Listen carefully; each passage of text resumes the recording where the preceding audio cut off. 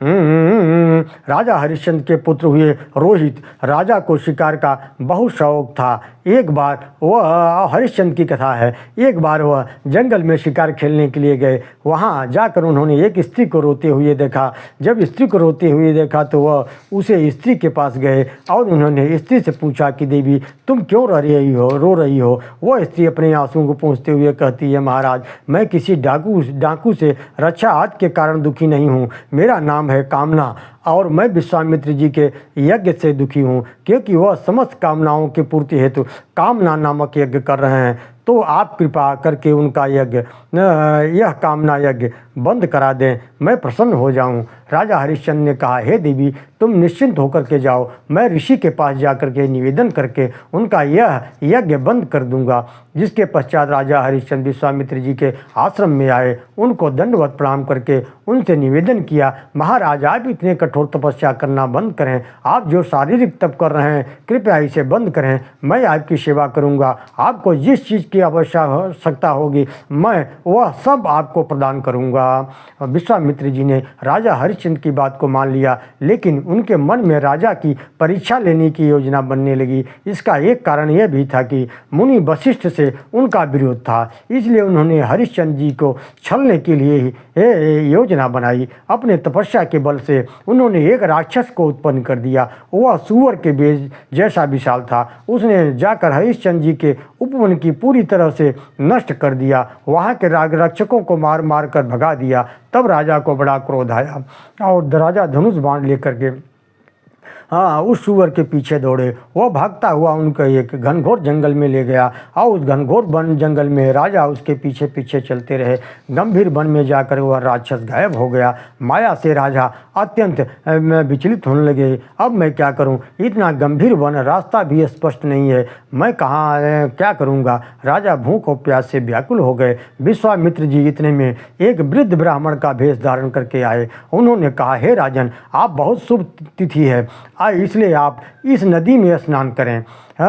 इस नदी में स्नान करके आपकी सभी मनोकामनाओं की पूर्ति हो जाएगी। राजा को सम्मोहित करके उस वृद्ध ब्राह्मण ने राजा को उसमें स्नान करा दिया और संकल्प कराया कि मैं जो चाहूँगा वह दक्षिणा आप मुझे प्रदान करेंगे। हरिश्चंद्र जी को यहाँ छल किया गया है विश्वामित्र के द्वारा। हरिश्चंद्र जी ने कहा, आप जो दक्षिणा चाहें वह मांग लीजिए। तो वृद्ध ब्राह्मण ने कहा कि नहीं, मैं अपनी कन्या का जब विवाह करूँगा तब आपसे दक्षिणा मांगूंगा। राजा तो चले गए। कुछ दिनों के पश्चात विश्वामित्र जी राजा के दरबार में उपस्थित हुए और राजा को उनके संकल्प का स्मरण कराया। कहा कि महाराज आज मैं आपसे बहुत दक्षिणा मांगने के लिए आया हूँ। राजा ने कहा, आप जो चाहो मांग लीजिए। मांगो भूमि धेन धन कोशा, सर्वस देव आज सहरोषा। तुलसीदास जी कितना बढ़िया रामचरितमानस में लिखे हैं। विश्वामित्र जी ने कहा, राजन मैं आपसे हाथी घोड़ा सोना चांदी इत्यादि मांगने के लिए नहीं आया हूँ। आप अपना पूरा यह राज्य ही मेरे जामाता को दे दीजिए। सत्यवादी राजा ने तुरंत विश्वामित्र जी को अपना संपूर्ण राज दे दिया। विश्वामित्र जी ने कहा, संकल्प मंत्र से उन्होंने अपना पूरा राज विश्वामित्र जी को दे दिया। विश्वामित्र जी ने कहा, यह तो आपके संकल्प की पूर्ति हुई है। संकल्प की दक्षिणा 2.5 भार स्वर्ण मुझे चाहिए, यह भी देने का वचन दीजिए। राजा ने 2.5 भर स्वर्ण देने का भी वचन दे दिया। विश्वामित्र जी चले गए। विश्वामित्र जी के जाने के बाद राजा बहुत चिंतित हुए। उनकी रानी ने उनकी चिंता का कारण पूछा तो उन्होंने कहा, हे महाराज, राज एवं प्रजा सब कुछ तो स्वयं स्वस्थ है, फिर आपकी व्यथा का कारण क्या है? आप चिंतित क्यों प्रतीत हो रहे हैं? राजा ने सब कुछ बता दिया। इधर प्रातः काल संध्या बंधन के समय विश्वामित्र जी पुनः आ गए और वह बोले, महाराज अब आप यह राज्य मुझे दे दीजिए। अपनी सत्यवादिता सिद्ध करने के लिए मुझे 2.5 भर स्वर्ण भी दान कीजिए। हरिश्चंद्र जी बोले, मैं आपको यह सब कुछ समर्पण कर चुका हूँ। आप यह कोष का स्वर्ण आपको मैं कैसे दे सकता हूँ, इसलिए आप मुझे कुछ समय दीजिए, उसके पक्ष में आपको मैं स्वर्ण दान कर दूंगा। ऐसा कहकर हरिश्चंद्र जी अपनी पत्नी और पुत्र रोहित को लेकर के बिना वाहन के वहाँ से राज्य छोड़कर जाने लगे।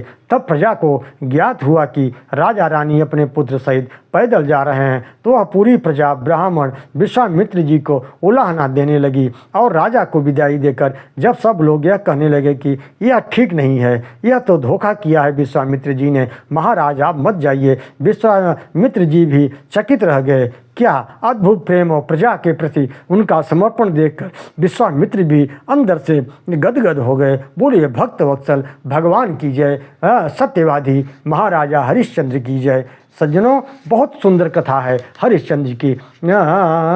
हरिश्चंद्र जी को जाते देखा, विश्वामित्र जी उनके सम्मुख आ गए। उन्होंने कहा, यदि आप जी जा ही रहे हैं तो आप मुझे स्वर्ण दान दे करके जाइए। अगर आप मुझे स्वर्ण दान नहीं दे सकते तो राज्य आपने दिया है वही वापस ले लीजिए। विश्वामित्र जी के ऐसा कहने पर हरिश्चंद्र जी उदास हो गए। उन्होंने कहा कि हे मुनि, सूर्यवंश समुद्भूत क्षत्रियो हम महीपति राजसूयस्य यज्ञस्य कर्ता वांछित दो निशुभो। विश्वामित्र जी कहते हैं, महाराज मैं प्रतिज्ञा करता हूँ कि जब तक मैं आपका स्वर्ण आपको नहीं दे दूंगा तब तक मैं भोजन नहीं करूँगा। मैं सूर्यवंशी राजा हूँ, मैं अपने प्राणों को त्याग सकता हूँ, अपने वचनों को नहीं त्याग सकता। विश्वामित्र जी ने कहा, आपको धन मिलेगा कैसे? आपने अपना सब कुछ तो मुझे दे दिया है, इसलिए अब आपके पास स्वर्ण नहीं है, आप मुझे कैसे देंगे? आप कह दीजिए कि आप मुझे नहीं दे सकते हैं, आप ऐसा बोल करके यहाँ से चले जाइए। राजा हरिश्चंद्र ने कहा, हे ब्राह्मण शिरोमणि, आपके हमारे पास यद्यप कुछ नहीं है, लेकिन मेरी पत्नी और मेरे पुत्र का शरीर अभी स्वस्थ है। मैं उस शरीर को बेचकर आपको ऋण अवश्य चुका दूंगा। मैं इसलिए काशी जा रहा हूँ, वहाँ किसी ग्राहक को ढूंढ करके मैं अपने आप को और अपनी पत्नी और पुत्र सहित उसका दास बन जाऊंगा और मैं आपका ऋण चुका दूंगा। ऐसा कहकर हरिश्चंद्र जी अपने पत्नी पुत्र के साथ काशीपुरी चले गए। हाँ, इधर जैसे एक महीना बीता, एक महीना बीतते ही विश्वामित्र जी पुनः आ गए। उन्होंने आकर के राजा को उनके वचन का स्मरण कराया। पुनः समासो भद्रम ते दीयताम मम दक्षिणाम पूर्वतश्च निमित्तम ही स्मरते स्वचो यदि। विश्वामित्र जी कहते हैं, राजन आपका एक महीना पूर्ण हो गया, इसलिए आज ही आपको दक्षिणा देनी होगी। यह सुनकर राजा बोले, ब्राह्मण देव, एक महीना पूर्ण होने में अभी दिन का आधा भाग शेष है, आप चिंता न करें, मैं इसे बचे हुए आधे भाग में आपको आपकी दक्षिणा अवश्य दे दूंगा। विश्वामित्र जी ने कहा, राजा यदि आपने हमें दक्षिणा नहीं दिया तो मैं आपको साफ दे दूंगा। ऐसा कहकर विश्वामित्र जी वहाँ से चले गए। राजा विचार करने लगे, कैसे समय कैसा प्रबल है, मैंने इतने अश्वमेध यज्ञ किए, मैंने ब्राह्मणों को इतना दान दे करके संतुष्ट किया, आज समय के प्रभाव से मैं एक साधारण सी दक्षिणा का एक ऋषि को नहीं दे पा रहा हूँ और बार बार उनको आने का कष्ट दे रहा हूँ। राजन विचार करके भगवान से प्रार्थना करने लगे, हे प्रभु, मुझसे ऐसा क्या अपराध बन गया है, मैं एक दक्षिणा भी एक ब्राह्मण को नहीं कर दान कर पा रहा हूँ। हे प्रभु, मुझ पर ऐसी कृपा करो कि मैं अपनी इस दक्षिणा को दे सकूँ, अपने धर्म पथ से विचलित न हो जाऊँ, यह प्रण करता हूँ। राजा की को निश्चित देख करके उनकी धर्मपत्नी ने कहा, हे महाराज, आप चिंता छोड़िए, अपने धर्म का पालन करिए। मैं अपनी आपकी वाणी असत्य न हो सके, इसलिए आप मुझे बेचकर उस धन से उस ब्राह्मण ऋषि को दक्षिणा चुका दीजिए। पत्नी के मुख से ऐसा बात सुनकर राजा मूर्छित हो गए। जब वे चेतना से लौटे तब वह दुख से विलाप करने लगे। हा तया कथम योग्यम वक्त में तच्छुचिस्यते दुर्वाव्य में तद्वचनम कथम वदसी भामिनी। हे देवी, आपका ऐसा बोलना उचित नहीं है, आप इस प्रकार की बात क्यों कह रही हो? राजा पुरुष पुनः मूर्छित हो गए और राजा के भूमि पर पड़ा हुआ देखकर महारानी को अत्यंत कष्ट हुआ। वह कहने लगी, देखो समय का कैसा गति है, सबको क्षण देने वाले आज स्वयं अचेत की भांति पृथ्वी पर पड़े हैं, जिन्होंने करोड़ों की संपत्ति ब्राह्मणों को दान दे दी। आज वह मेरे नाथ, मेरे पति आज पृथ्वी पर सो रहे हैं, महान कष्ट है। हे देव, आपका हमने क्या बिगाड़ा है? विलाप करते हुए महारानी तारा भी पृथ्वी पर गिर करके अचेत हो गई। इतने में यमराज के समान क्रोध करते हुए विश्वामित्र जी वहाँ आ धमके और उन्होंने हरिश्चंद्र जी को मूर्छित देखकर जल के छींटे उनके मुख पर मारे और कहा, हे राजन, उठिए, अपनी दक्षिणा पूर्ण कीजिए। जैसे ही महाराज उठे, उन्होंने विश्वामित्र जी को सामने देखा तो वह पुनः मूर्छित होकर के गिर पड़े। जब पुनः हरिश्चंद्र जी पृथ्वी पर गिर पड़े तब विश्वामित्र जी उनको समझाने लगे, महाराज, आप धैर्य धारण करके मेरी दक्षिणा मुझे दे दीजिए, क्योंकि सत्य ही से ही सूर्य तप्त है, सत्य से ही पृथ्वी है, सत्य से ही सत्य, धर्म से ही मैं भी सत्य में ही स्थित है और स्वर्ग की प्रतिष्ठा भी सत्य से ही है। हे राजन, यदि आप मेरी दक्षिणा नहीं देंगे तो मैं सूर्यास्त होते ही आपको श्राप दे दूंगा। उसी समय कुछ ब्राह्मणों का समूह वहाँ से निकला। रानी ने कहा, महाराज, हमने सुना है कि ब्राह्मण तो 3 वर्णों के पिता होते हैं, आप इन ब्राह्मणों से कुछ क्यों नहीं मांग लेते? राजा ने कहा, हे देवी, ब्राह्मण तो जगत गुरु है, उनकी पूजा करनी चाहिए, उससे मांगना नहीं चाहिए, ब्राह्मण को तो दिया जाता है। रानी ने कहा, महाराज, यह सब काल का प्रभाव है, काल ही व्यक्ति को देने लायक बनाता है, काल ही व्यक्ति को मांगने लायक बना देता है। एक ब्राह्मण को आपने सब कुछ दान दे दिया तो एक ब्राह्मण से लेने में आपको क्या आपत्ति है? अगर आपको मांगना अच्छा नहीं लगता है तो आप मुझे बेच करके इसी मूल्य से विश्वामित्र महाराज जी का दक्षिणा चुका दीजिए। यह सुनकर तो राजा के वो अपार कष्ट हुआ। राजा चिल्लाने लगे, हाय, अब मैं क्या करूं? रानी ने कहा, महाराज, आपका संकल्प पूर्ण करना मेरा उत्तरदायित्व है, मैं आपकी अर्धांगिनी हूँ, इसलिए आप मेरी विक्रय राशि से ही ऋण को संतुष्ट कर दीजिए।